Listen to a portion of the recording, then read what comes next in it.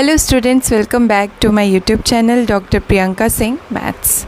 इस वीडियो में हम देखने वाले हैं इस प्रॉब्लम का सल्यूशन, जो कि है फर्स्ट ऑर्डर डिफरेंशियल इक्वेशन। क्योंकि यहाँ पर जो ये p है ये रिप्रेजेंट कर रहा है dy/dx, ठीक है। इसलिए इसको बोला गया है कि ये जो है ये एक फर्स्ट ऑर्डर डिफरेंशियल इक्वेशन है। So first order differential equation को सॉल्व करने के बहुत सारे रूल्स हैं, बहुत सारे मेथड्स हैं। उनमें से एक मेथड यहाँ अप्लाई होगा और यहाँ पर जो मेथड अप्लाई होगा उसको कहेंगे इक्वेशन सॉल्वेबल फॉर y। ये हेडिंग है इसकी। इसमें क्या है आपका y इक्वेशन है जो कि फंक्शन ऑफ x और p होगा। यहाँ पर आप देख के भी समझ रहे होंगे यहाँ x नहीं है, बट ये इसमें जो हम मेथड अप्लाई करेंगे वो x के लिए भी अप्लाई कर सकते हैं। सो यहाँ पर हमारा जो इक्वेशन सॉल्वेबल फॉर y है, वो जो मेथड है उसके मैं स्टेप्स बता रही हूँ आपको। पहले तो आपको एक इक्वेशन दी होगी y की, जो कि x और p का एक फंक्शन दिया होगा। फिर आपको क्या करना है, y को डिफरेंशिएट कर देना है विथ रिस्पेक्ट टू x, इस y को। सो ये dy/dx हो जाएगा और यहाँ पर भी इसका डेरिवेटिव हो जाएगा विथ रिस्पेक्ट टू x। फिर आप देखेंगे कि यहाँ पर dp/dx आएगा। सो हम बोल सकते हैं उसको कैपिटल F। यहाँ पर x हो सकता है, p हो सकता है और dp/dx होगा। सो इस तरह से ये इसमें कन्वर्ट हो जाएगा। अब इससे ये फ़ायदा होगा कि जब आप y को डिफरेंशिएट कर रहे हैं तो ये क्या बन गया, p बन गया। तो एक तरह से ये जो आपको इक्वेशन गिवन है इसमें y को आपने एक तरह से एलिमिनेट कर दिया, y हट गया है। अब हमें जो इक्वेशन मिल रही है वो प्रॉपर x और p में है, वो है x और p में।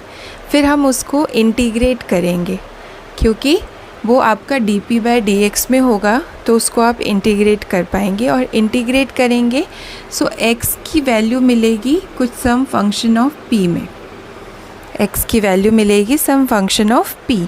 फिर आप इक्वेशन नंबर 1 और इक्वेशन नंबर 3 का यूज़ करेंगे, मतलब इस x की वैल्यू को इसमें रखेंगे जो कि p के टर्म्स में है, तो आपको y की वैल्यू भी p की टर्म्स में मिल जाएगी। और फिर दोनों इक्वेशन से हम p को एलिमिनेट करेंगे।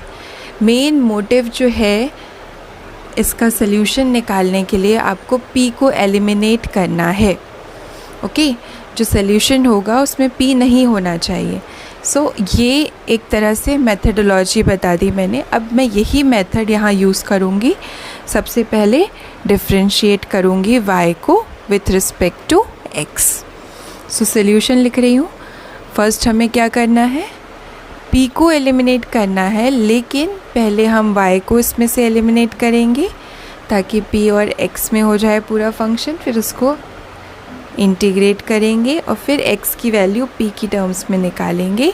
और फिर जो x की वैल्यू p की टर्म्स में आएगी उसको हम गिवन इक्वेशन में रख के y की वैल्यू भी p की टर्म्स में निकालेंगे और फिर दोनों में से p को एलिमिनेट करेंगे। ये हमारा मेथड है। सो पहले मैं कर रही हूँ differentiating with respect to x। ये जो आपका फर्स्ट ऑर्डर डिफरेंशियल इक्वेशन है उसको मैं x के रिस्पेक्ट में डिफरेंशिएट कर रही हूँ। सो ये हो जाएगा dy/dx। यहाँ साइन का डिफरेंशिएशन cos p हो जाएगा, p का करेंगे तो dp/dx। यहाँ पर रूल लगेगा फर्स्ट फंक्शन सेकंड फंक्शन का, तो फर्स्ट फंक्शन फिर सेकंड का डिफरेंशिएशन cos का हो जाएगा माइनस साइन p, p का हो जाएगा dp/dx। फिर cos p हम ऐसे ही लिखेंगे और इस p का करेंगे तो 1 हो जाएगा और ये माइनस साइन है बाहर, सो माइनस यहाँ आएगा। अब आप देखिए यहाँ पर p का डिफरेंशिएशन हमें करना था तो dp/dx। सो ये टर्म और ये टर्म एग्जैक्टली सेम है और पॉजिटिव नेगेटिव साइन है तो ये कैंसिल हो जाएगा। हमारे पास बचेगा, इसको मैं p लिख सकती हूँ क्योंकि p का मतलब ही dy/dx है।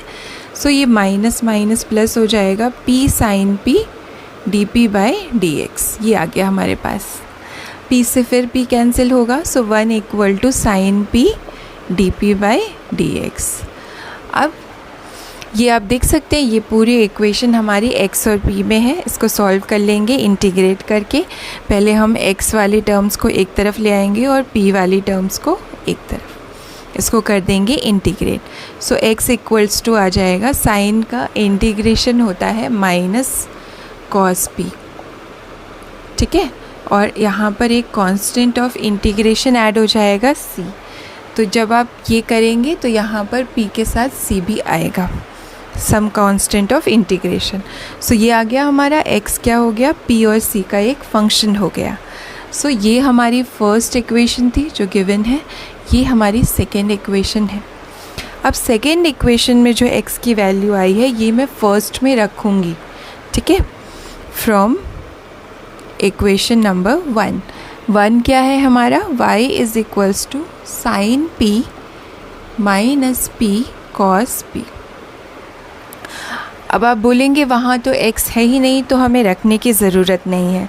येस, यू आर करेक्ट, यहाँ पर हमें x की वैल्यू इसमें पुट करने की कोई ज़रूरत नहीं है, बिकॉज़ उस इक्वेशन में x है नहीं। अगर होता तो हम ज़रूर रखते।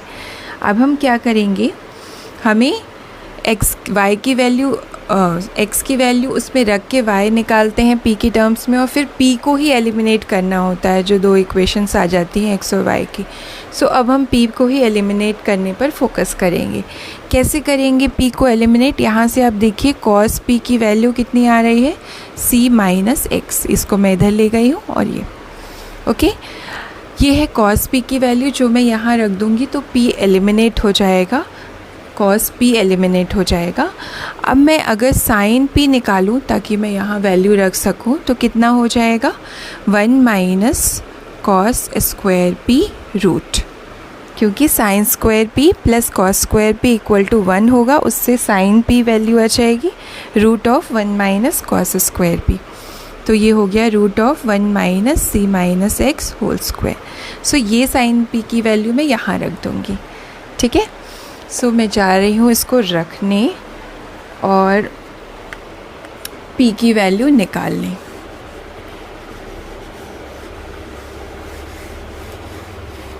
सो मैं रख रही हूँ इक्वेशन 3 और 4 की value, putting values of equation 3 and 4 in 1। तो ये हो जाएगा y is equals to sine p की जगह लिख देंगे root of 1 minus c minus x whole square minus p, और cos p की वैल्यू है c माइनस एक्स। ओके, अब मैं यहाँ पर y p की वैल्यू निकालना चाहती हूँ, तो मैं इसको ले आती हूँ पहले, इस y को इधर और p को इधर। So p c minus x हो जाएगा root of 1 minus c minus x whole square minus y, और p की वैल्यू आ जाएगी, ये डिवाइड में आ जाएगा। ओके, सो ये आ गया हमारा p की वैल्यू। अब इस p की वैल्यू को आप किसी भी इक्वेशन में रख दीजिए, इसमें रख दीजिए। अभी हम सेकेंड में रख देते हैं, सेकेंड हमने अभी यूज़ कर लिया, यहाँ पर p रख देंगे तो हमारा पूरा इक्वेशन x y में चेंज हो जाएगा और p पूरी तरह से एलिमिनेट हो जाएगा। So using equation number 2 is x equals to minus cos p plus c। यहाँ मैं p की वैल्यू रखूँगी तो ये हो जाएगा root of 1 minus c minus x whole square upon c minus x minus of y plus c, और ये आ गया हमारा answer. This is the solution, required solution of the given differential equation. This is the required solution of the given first order differential equation. Okay, so ये है method. हमेशा यही method apply होगा जब भी आपको इक्वेशन दी हो y की और x और p में। यहाँ पर सिंपली पी में दी थी तो भी हमने उसी टाइप का कुछ मेथड यूज़ किया है। यहाँ पर बस ये वैल्यू हमने यहाँ रखी नहीं है क्योंकि एक्स था नहीं, और तो हमने क्या किया है, कॉस पी यहाँ से निकाल लिया है और फिर साइन पी निकाल लिया, और ये दोनों वैल्यूज़ इक्वेशन नंबर 1 में रख के पी की वैल्यू निकाल ली जो हमने इसमें फिर अगेन पुट कर दी।